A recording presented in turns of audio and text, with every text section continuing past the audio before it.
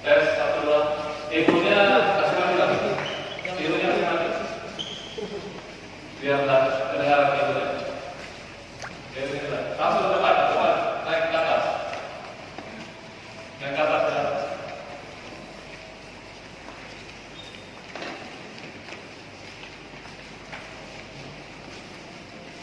Langsung dua-duanya atau satu-satu Pak? Hah? Langsung dua-duanya langsung? Atau satu dulu? Satu-satu. Hah?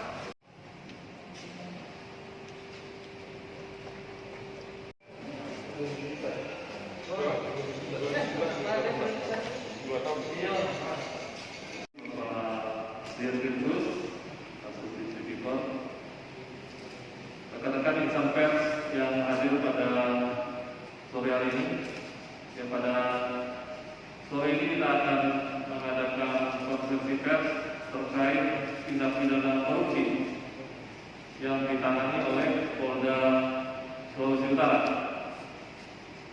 Untuk mempersingkat waktu, maka saya akan langsung sampaikan yang pertama terkait dengan tindak pidana korupsi yang terjadi di lingkungan PDAM Dua Saudara Kota Bitung. Ya, jadi terkait perkara ini korupsi kegiatan hibah air minum Kota Bitung bagi masyarakat berpenghasilan rendah atau MBR tahun anggaran 2017 dan 2018 di lingkungan PDAM Dua Saudara Kota Bitung. Hal ini berdasarkan laporan polisi Nopol LP garis miring A garis miring 193 garis miring Romawi 4 2021 SPKT Ditkrimsus Polda Sulut tanggal 19 April 2021. Untuk modus operandinya yaitu membuat keterangan berupa surat-surat dan rekening fiktif untuk dapat memenuhi kelengkapan persyaratan administrasi sebagai penerima dana hibah air minum dari pemerintah pusat. Untuk tempat kejadian perkara atau TKP-nya di lingkungan PDAM Dua Saudara Kota Bitung, Sulawesi Utara. Untuk waktu kejadian perkara sekitar tahun 2017 dan 2018. Adapun kronologisnya yaitu pada waktu sekitar pada waktu tahun anggaran 2016 Dirjen Cipta Karya Kementerian PUPR mengundang pemerintah kabupaten dan kota di seluruh Indonesia yang bersedia mengikuti program hibah air minum, dan salah satunya pemerintah daerah yang bersedia adalah pemerintah Kota Bitung. Kemudian pemerintah daerah yang bersedia mengikuti program dimaksud diminta membawa data yang diminta atau persyaratan ke Dirjen Cipta Karya Kementerian PUPR, sehingga pemerintah Kota Bitung melalui Direktur PDAM Dua Saudara Kota Bitung membuat surat pernyataan bahwa PDAM Dua Saudara Kota Bitung memiliki idle capacity sebesar 50 liter per detik, yang mana surat pernyataan tersebut merupakan salah satu syarat yang paling mendasar sehingga dapat mengikuti program hibah air minum yang diberikan pemerintah pusat atau dalam hal ini Dirjen Cipta Karya Kementerian PUPR. Namun setelah dilakukan pemeriksaan oleh ahli pengairan dari Politeknik Negeri Manado, ternyata pihak PDAM Dua Saudara Kota Bitung tidak memiliki idle capacity. Kemudian pihak PDAM Dua Saudara Kota Bitung mencetak semua rekening pembayaran pelanggan yang tidak sesuai dengan fakta di lapangan. Karena pelanggan yang namanya tertera pada rekening pembayaran pelanggan merasa tidak pernah membayar pemakaian air minum, dikarenakan air minum dimaksud tidak pernah mengalir atau dialirkan. Pihak PDAM 2 Saudara Kota Bitung mengirimkan bukti rekening pembayaran pelanggan dimaksud kepada pihak Dirjen Cipta Karya Kementerian PUPR, yang mana rekening pelanggan tersebut merupakan salah satu syarat sehingga dana hibah dari pemerintah pusat terkait program air minum dapat ditransfer dari pemerintah pusat atau Kementerian Keuangan RI ke pemerintah Kota Bitung. Sejak awal kegiatan program air minum, jika pihak PDAM 2 Saudara Kota Bitung tidak memberikan data atau persyaratan yang sebenarnya, maka sudah tentu dana hibah dari pemerintah pusat atau Kementerian Keuangan Republik Indonesia tidak semestinya diterima oleh pemerintah Kota Bitung, namun tetap dihibahkan karena pihak PDAM 2 Saudara Kota Bitung telah mengirim seluruh persyaratan yang diminta, dan atas perbuatan dimaksud pihak BPKP RI perwakilan Sulut melakukan audit investigasi atas permintaan penyidik, dan atas perbuatan dimaksud pihak BPKP RI perwakilan Sulut berkesimpulan bahwa diduga telah terjadi perbuatan melawan hukum dan mengakibatkan kerugian keuangan negara senilai 14 miliar rupiah, sehingga perbuatan dimaksud layak untuk dilakukan proses penyidikan. Itu terkait kronologis. Sedangkan terkait dengan barang bukti, dokumen berupa fotokopi surat-surat yang merupakan kelengkapan administrasi sehubungan dengan program hibah air minum. Untuk tersangka saat ini sudah saya saksikan ya, bersama-sama kita melihat sudah dilakukan proses penangkapan ya, terhadap tersangka berinisial RL, jenis kelamin laki-laki, umurnya 49 tahun, pekerjaan karyawan BUMD, beralamat di Kecamatan Mandidir, Kota Bitung. Sedangkan pasal yang dilanggar adalah pasal 2 dan atau 3 Undang-Undang Republik Indonesia Nomor 31 Tahun 1999, sebagaimana telah diubah dengan Undang-Undang Republik Indonesia Nomor 20 Tahun 2001 tentang pemberantasan tindak pidana korupsi, junto pasal 55 ayat 1 ke 1E KUHP. Ancaman hukuman pidana penjara seumur hidup atau pidana penjara paling singkat 4 tahun dan paling lama 20 tahun, dan atau denda paling sedikit 200 juta rupiah dan paling banyak 1 miliar rupiah. Demikian rekan-rekan yang dapat saya. Ini adalah dana pemerintah pusat. Dana pemerintah pusat yang diberikan kepada Kota Bitung, daerah Kota Bitung, harus dana hibah, dana penggunaan air minum. Itu harus memenuhi beberapa syarat. Syarat yang pertama sudah terpasang meteran dan pembayaran air kepada dari masyarakat kepada pemerintah. Yang kedua harus memiliki idle capacity. Idle capacity ini adalah kapasitas ideal 50 liter per detik. Kemudian harus memiliki juga sumber airnya. Nah, karena dia bekerja sama, idle capacity ini semua berasal dari kerjaan Skofindo. Skofindo lah yang memberikan penelitian tentang di Kota Bitung tersebut dengan penelitian fiktif, kemudian dana pembayaran fiktif, dan tidak ada sumber daya air yang banyak.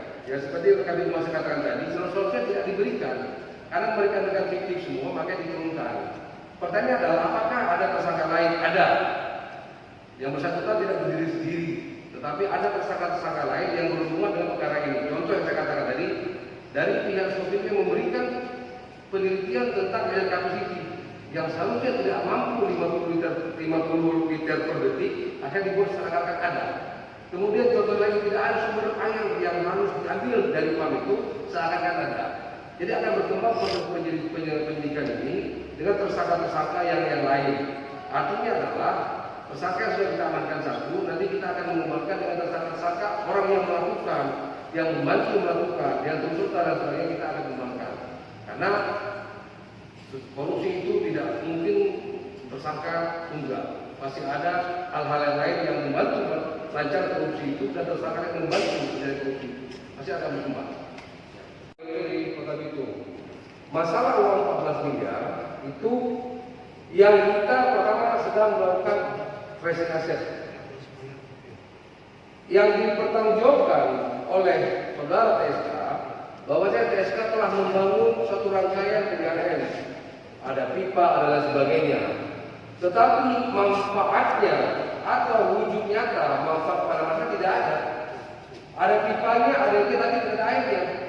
Jadi kita masih menelusuri tracing aset dan menelusuri tentang berapa barang yang sudah dibelanjakan itu. Walaupun toh sudah dibelanjakan, tetapi barang itu tidak berguna, tidak bermanfaat, tidak ada manfaat pada masyarakat, sehingga itu merupakan kerugian negara. Tentang hal-hal yang lain, apakah dia untuk pribadi dan sebagainya, ini masih proses pendalaman. Kita masih melakukan tracing aset dengan beberapa bantuan-bantuan dari instansi yang terkait tentang masalah aset yang bersangkutan. Apakah ada barang itu dibelikan untuk hal yang lain, atau ada diberikan untuk yang kepada seseorang dan sebagainya, kita masih melakukan proses pendalaman. Terus tracing aset dalam 14 ini. Yang ini bawa dulu, baru keluar.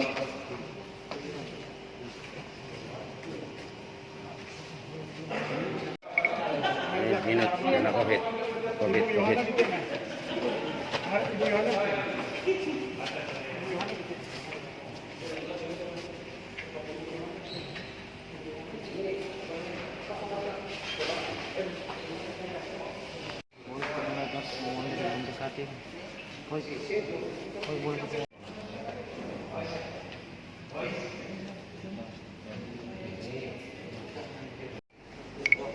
Boleh?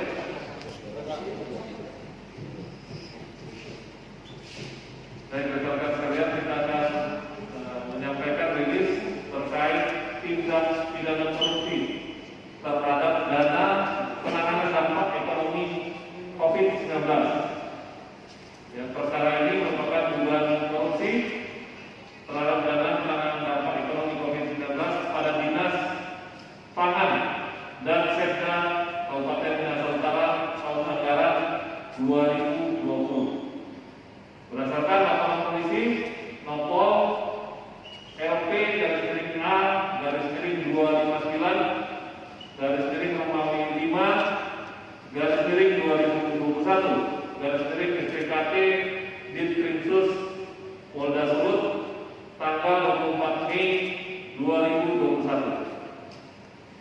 Modus operandinya yaitu penyalahgunaan dana hasil refocusing untuk penanganan dampak ekonomi COVID-19, di mana pada setiap pencairan anggaran dilakukan oleh Direktur CPDI, yakni berinisial SE di Bank Sulut Pusat di Manado, atas segala tahapan proses pencairan anggaran dilakukan bersama dengan tersangka berinisial JNM, dan setelah uang dicairkan, maka seluruh uang tersebut diserahkan kepada tersangka JNM.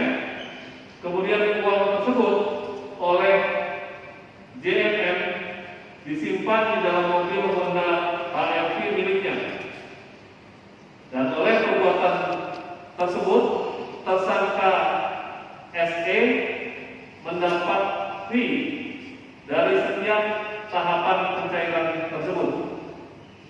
Tempat kejadian perkara di lingkungan Dinas Pangan dan Setda Kabupaten Minahasa Utara, Sulawesi Utara.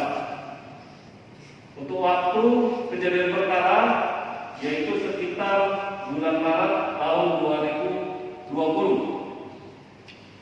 Kronologisnya, pada tahun anggaran 2020, Pemkab Minahasa Utara mengalokasikan anggaran penanganan COVID-19 kepada beberapa OPD, organisasi perangkat daerah, yang di dalamnya terdapat dana sejumlah 62.750 juta rupiah, dan Sekda dengan jumlah dana sejumlah 4.987 juta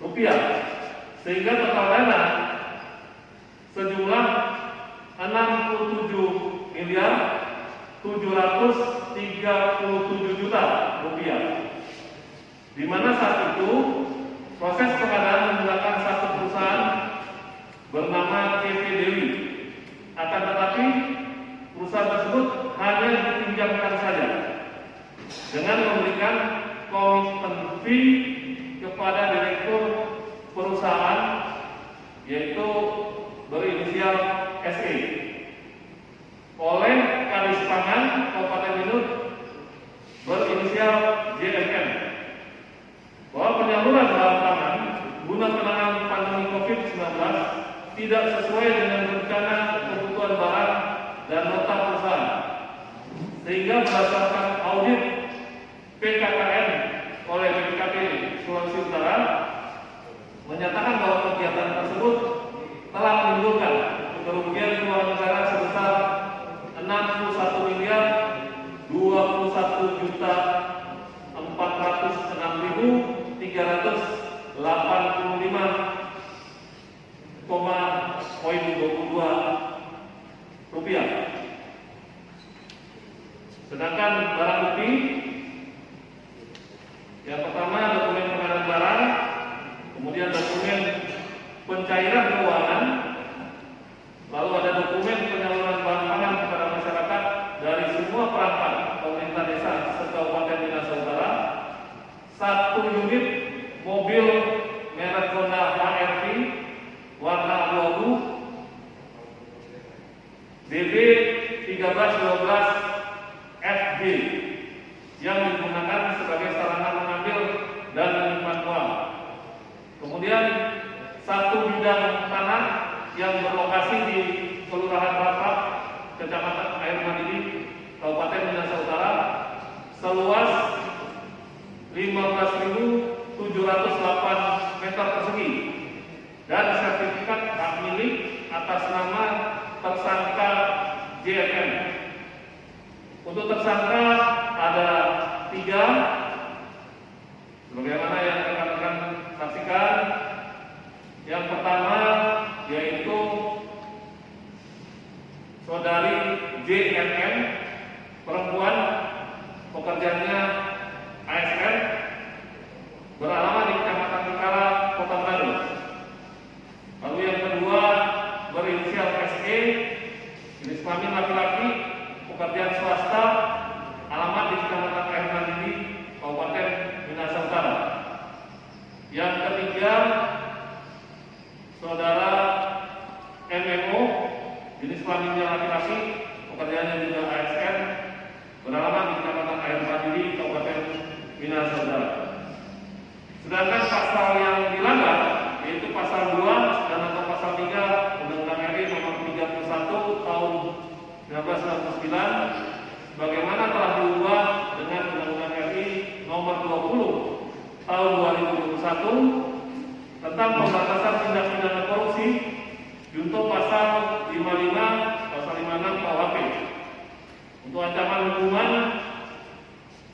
ini adalah pidana mati, yaitu merupakan pasal pemberatan karena perbuatan dilakukan saat bencana non alam. atau penjara seumur hidup atau pidana penjara paling singkat 4 tahun dan paling lama 20 tahun dan atau denda paling sedikit 200 juta dan paling banyak 1 miliar rupiah. Demikian rekan-rekan yang saya sampaikan terkait dengan. Baik, terima kasih. Mungkin bisa langsung dijawab oleh Pak Firdaus terkait adalah mantan kepala dinas, kemudian mantan kabak, dan satu lagi adalah memiliki DP Dewi. Berarti ada pimpinan di atasnya. Ini adalah dana COVID atau pemotongan seluruh instansi atau seluruh SKPD dinas dipotong dana mereka.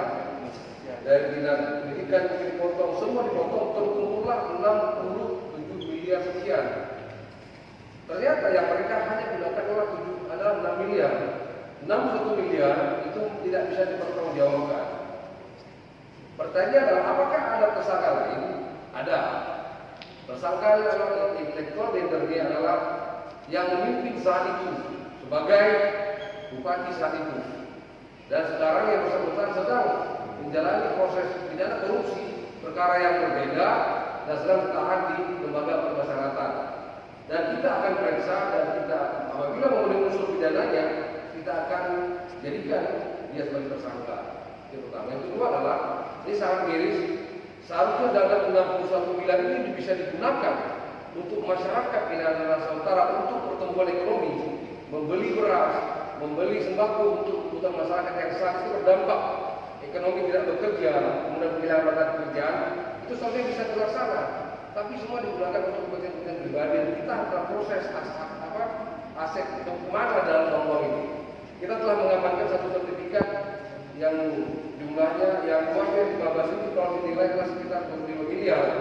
Kita akan sita untuk kepentingan negara dan juga kita akan mendalami perkara ini. Mudah-mudahan tidak terjadi lagi di kemudian hari. Kemudian modus yang lainnya adalah yang mereka gunakan sembako yang mereka bagi itu adalah sebagian daripada sembako TSR-nya perusahaan. Seharusnya itu dari mereka, dari dana potong ini ke masyarakat, tetapi ada bantuan dari CSR perusahaan-perusahaan, itulah yang dibagi ke masyarakat seakan-akan itu dari pemerintah Kabupaten Minahasa Utara. Itu modus penipuan dan pendidikan atau korupsi yang mereka lakukan terhadap masyarakat. Terima kasih. Ya. Apa itu masuk juga dan masuk dari dana kampanye ya Pak? Apanya?